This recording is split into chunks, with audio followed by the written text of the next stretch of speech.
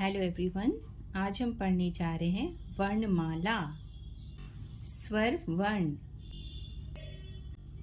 अ से अनार, आ से आम, छोटी से इमली, बड़ी से ईख, छोटा उसे उल्लू,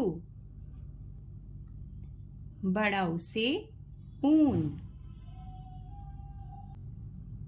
री से ऋषि, ए से एड़ी, ए से ऐनक, ओ से उखली,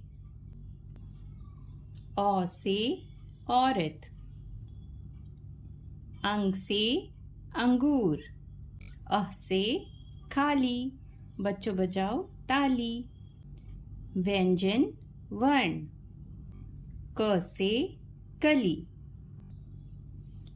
ख से खरगोश, ग से गमला, घ से घर, अग से खाली, च से चम्मच, छ से छतरी, ज से जग, झ से झरना, य से कुछ नहीं, ट से टमाटर, ठ से ठठेरा,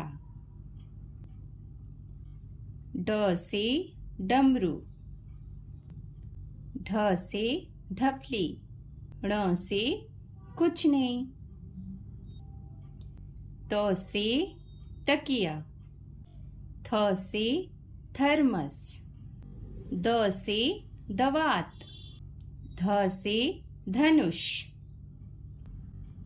न से नल, प से पतंग, फ से फल, ब से बरगद, भ से भवन, म से मछली,